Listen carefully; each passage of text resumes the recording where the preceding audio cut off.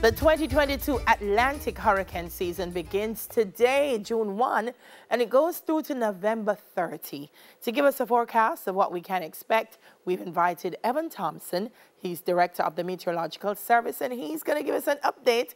Hey, Evan, morning. Hey, Evan, how are you? Hi, morning. Hi, Neville. How are you doing? I'm well. Thank you. When it was just Evan who was the what you call it now? Our weatherman. Yeah, he would have come sit down with it, but now him is the director of the Mets. him can't bother with me no more. My friend, all is well, I hope. We were talking, and I said it started today, but we have a hurricane already, and the dealer said, well, it's not part of our side of the hurricane. Is that so? That is right. Not our hurricane season.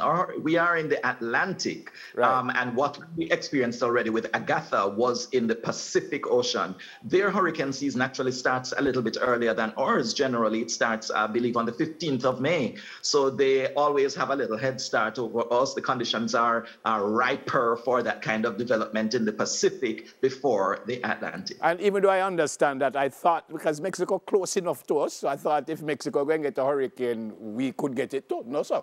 Or no? Well, the truth is Mexico is a huge landmass, and it extends from the Atlantic to the Gulf, from the Pacific to the Gulf of Mexico, and even impinging on the Caribbean Sea. Okay. So, you know, it really does extend a large area. So impacting the western side of Mexico does not affect the Caribbean. However, with Agatha, it seemed it was moving across the southern part of Cuba, the southern part of Mexico, could get into the Gulf of Mexico, and if it does, then we could experience some fringe activity in a few days. Okay. No to Agatha, no to Agatha.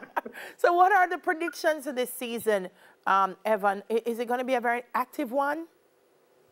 Yes, you know, sometimes we call these numbers, and I don't know how much these numbers mean to us, but what we are seeing is that it's going to be another very active one. No storm likely to develop once again this year. Wow. Last year, we had as many as 21 named storms that developed. And this year, we are again expecting that we could experience another 21 storms developing. So it's likely to be something very close to what we experienced last year in terms of the numbers of systems.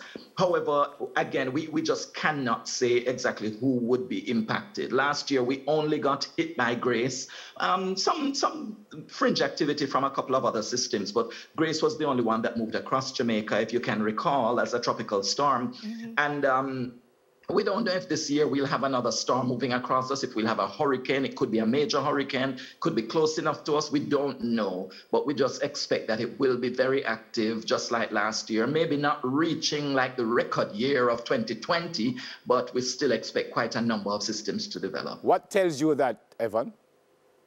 There are a number of factors that we watch. One of them is what we call the El Nino Southern Oscillation, the ENSO.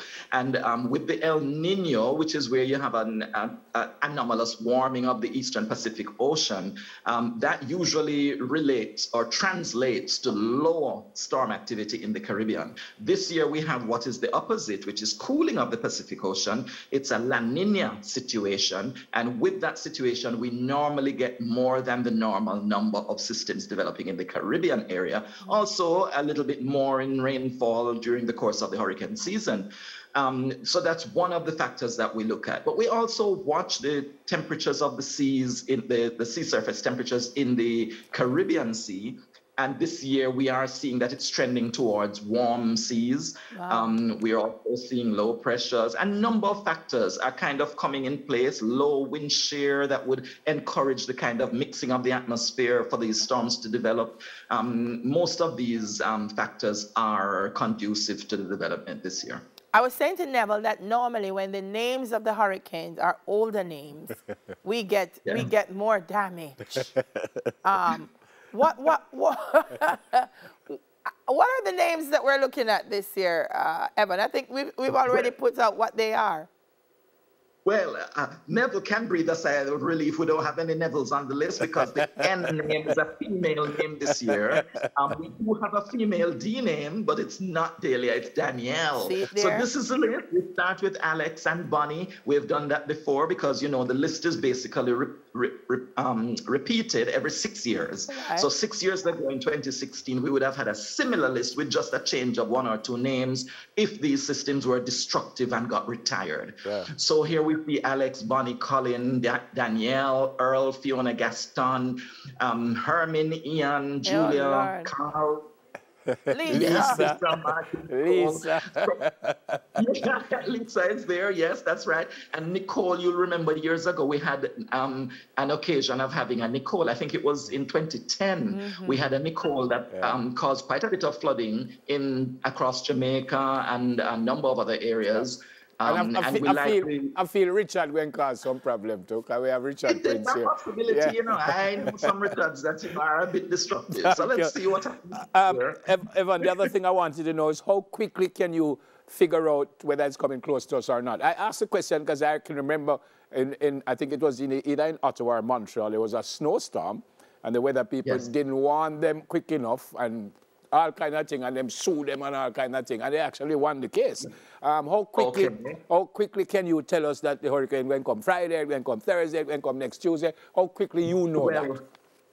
Okay, well, the closer the system is, when it is developing, is the more likely the forecast is going to be dead on or accurate. Right. Of course, if we are far away from the system, then there is a lot of variation in the possibility of the track. So we would normally show it in what we call a cone or a plume that we would indicate on a map to show that it could be anywhere within a particular area.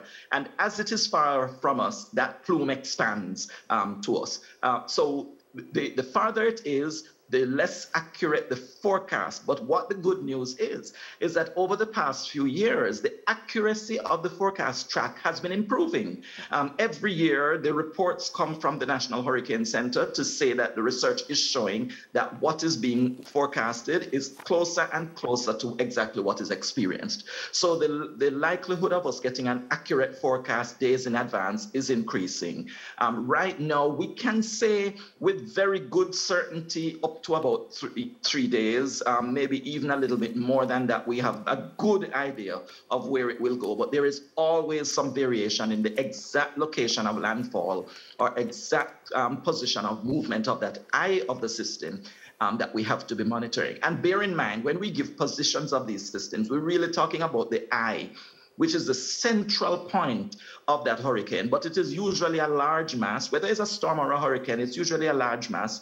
And so even if that point doesn't move over you, you could very likely experience quite a bit of the devastating effects of a storm or a hurricane in the vicinity. So you should still be prepared, even if the track doesn't take it directly over your area. Final question, Evan. Need a quick answer. Outside of hurricane, what's happening to us now? Any rain forecast? I don't know when last you looked at the satellite, but anything close to us? I didn't take a look personally, but we're not seeing anything major right now. We could see, you know, May, June is usually a time when we get an increase in rainfall. So we're still looking for a bit more rainfall. The forecast is that we'll have above average rainfall for the next couple of months. So we're expecting that. But right now, there's no feature that is expected to move over us like today or tomorrow. Stay safe, my friend. God bless you and your family. Look after yourself. You too. Bless both of you. Yeah, man. Evan Thompson, Director of the Met Service. All right, on the other side of the break, the new civic education handbook.